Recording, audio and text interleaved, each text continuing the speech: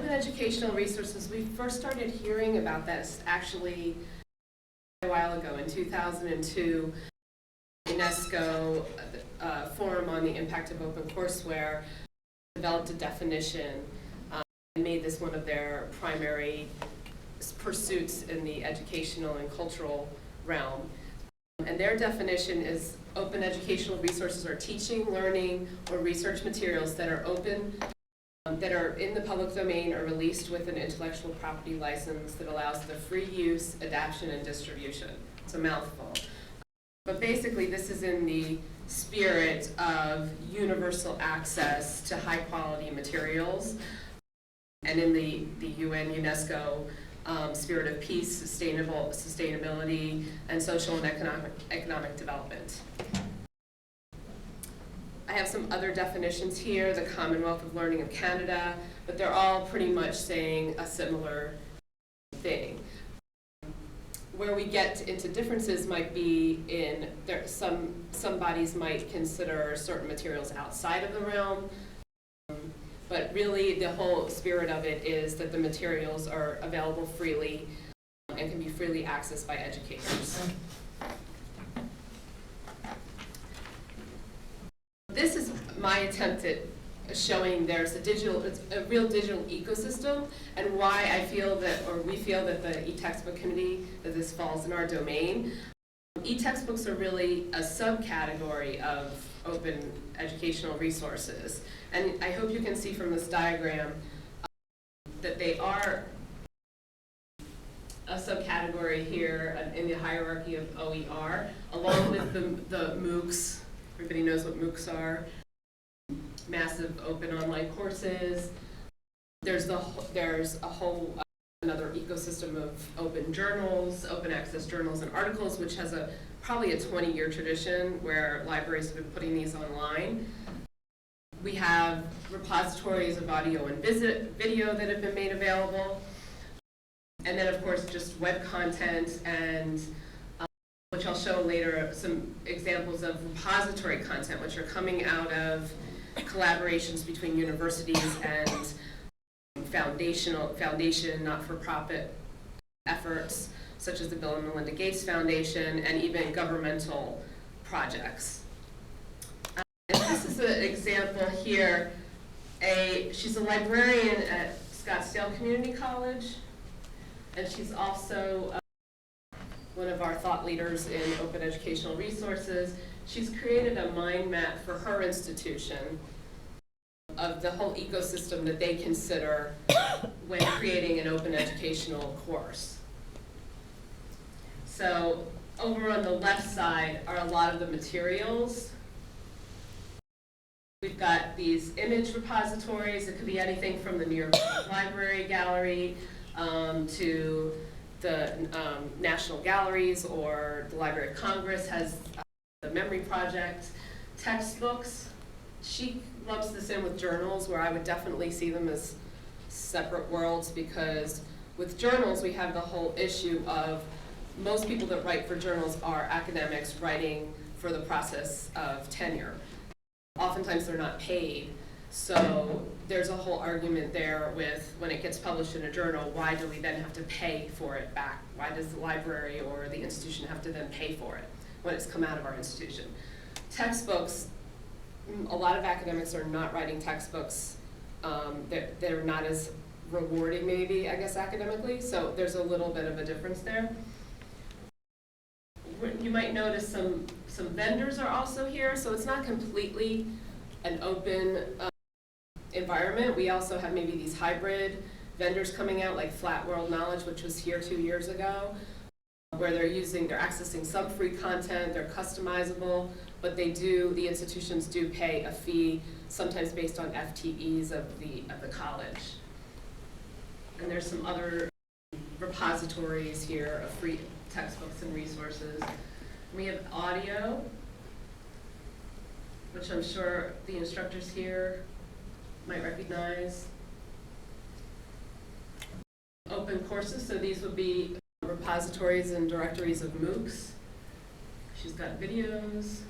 And then over here, creation tools, resources. This would be for the instructors at our institutions that are creating these sorts of things. There is a DIY aspect to it, and it does involve some investment of time to get these started.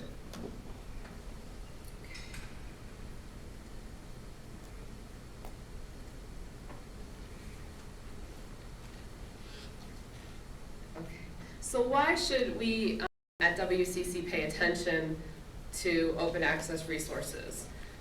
Well, obviously when you're talking about free resources, there's the money issue, and there are movements of students right now really protesting the increase in cost of textbooks, and that includes electronic textbooks that come from the publishers.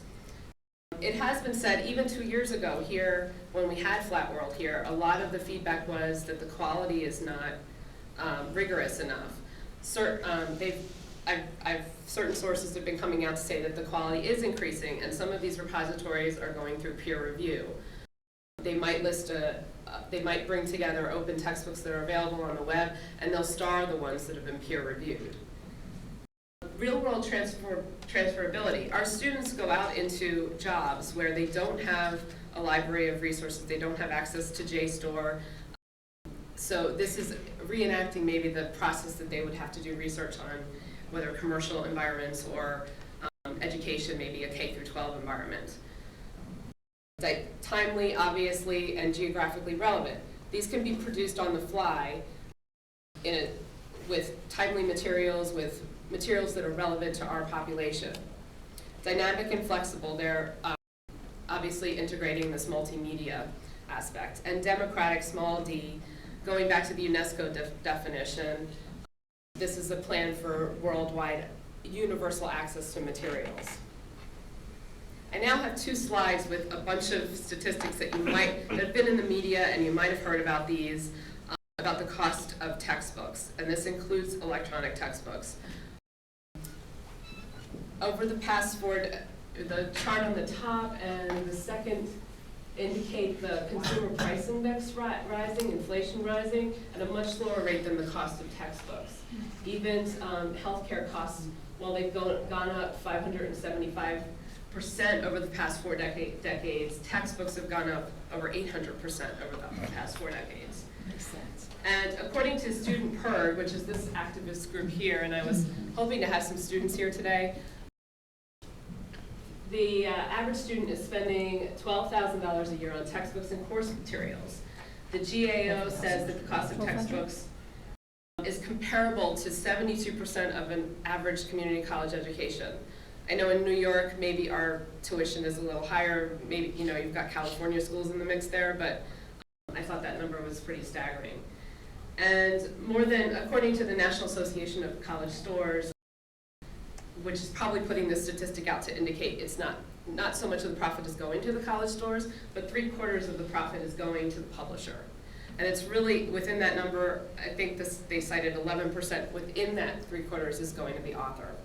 So that's a lot of money going to the textbook publishers.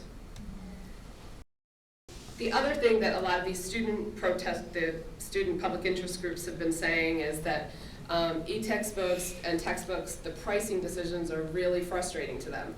They can't be lent and shared. We talked about that a little bit earlier. The key codes cannot be shared, resold, or lent. And despite the promise of savings, students are still a captive audience in this market. So the pricing is really set by the publisher, and they have no choice. This is even more so the case with ETextbooks. One study found that it was really one study of one class over a couple of years. The students only saved $1 by using the ETextbooks as opposed to the print version. Other recent figures are citing something more like a 50% savings. And this Luke Thomas, this is a student blog. He's protesting because he and his fiance were in the same class, an introductory English class. The professor assigned a hybrid textbook where they could get it as an e-textbook or a print, but then you also had to buy the access code to access the tests, the quizzes, and all the content on Blackboard.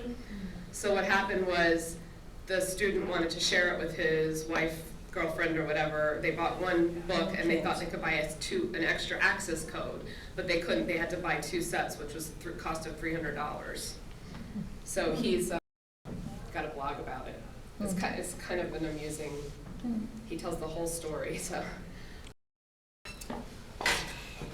this is just a brief. And again, we could do an hour on this. We could probably have a whole day on this topic. But recent legislation we had in September. The governor of California introduced 2 bills that would provide for the creation of free, openly licensed textbooks for 50 of the most popular introductory classes. There's something similar in the Department of Education, on the Department of Education website. It doesn't look like anything formal has been introduced, but this is one of their goals, to create a national repository like this, and they're focusing on introductory courses, community college courses, and textbooks used at the introductory level.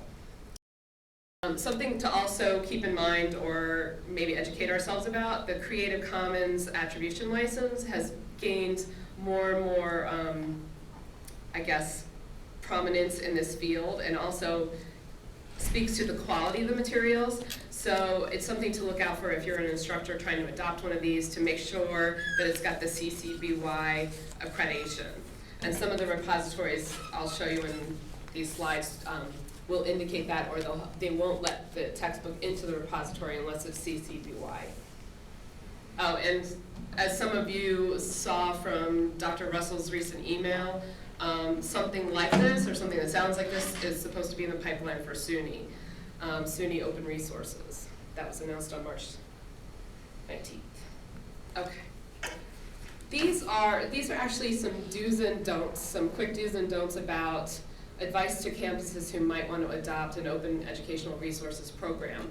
And these were contributed by Shelton Wagoner about 3 years ago. So they are a little outdated, but I think they're great, so I've included them.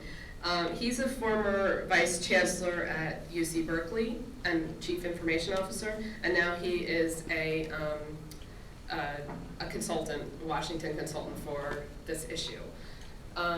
So his dues, I'll say his dues now, or act now. We're already too late. Colleges need to come up with a strategic plan for dealing with open access resources. He suggests conducting on-campus pilots, involving and engaging students and faculty, maybe through a series of focus groups or advisory committees. This one might be a little outdated since it was 3 years ago, to test the devices and reader software. But something I thought was interesting that he suggested was, if you don't have the budget for this, maybe share with a nearby campus a sandbox for the devices so that people can try them. Set standards for accessibility. Disability accessibility is very important. And work with the library. Librarians are, see we have a lot of them here today. Librarians are trained to organize the information. There is, of course, an investment of time and energy to create these from scratch, but once they get going, if you have support from the administrative departments of the university, they can maybe be put in a centralized repository. Choose open content, and by that he meant the creative license content standards. And plan for analytics.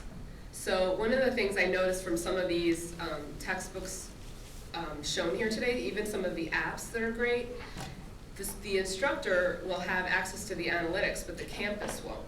So if it's planned on a campus level to have repositories of these tools, then maybe we can institute a way of analyzing the feedback, making our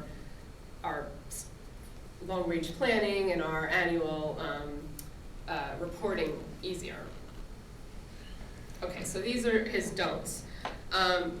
He cautions not to focus solely on textbooks or e-text, and to include these other multimedia aspects. Don't set hardware standards. Don't have maybe a Mac-only environment, or I think that's what he means there. But again, that was 3 years ago, and I think we're not as tied to our devices anymore. Don't provide exclusivity. Don't sign any contracts with publishers that you will exclusively work with their materials. I think that goes against our academic, what's that called? Freedom. Our academic freedom policy of the university anyway. And he advises don't leave e-content decisions to the bookstore. He added students. And that's not to denigrate our bookstore, it's just to say we need to have a long-range strategic plan for this. If we leave it to the student and the publishers, we're gonna get whatever the publishers end up giving us, their captive audience. And finally, don't ignore faculty authors. If we have authors on campus here, try to help them convert whatever textbooks they have into e-content. Try to look for grants to help some of our faculty produce textbooks or resources.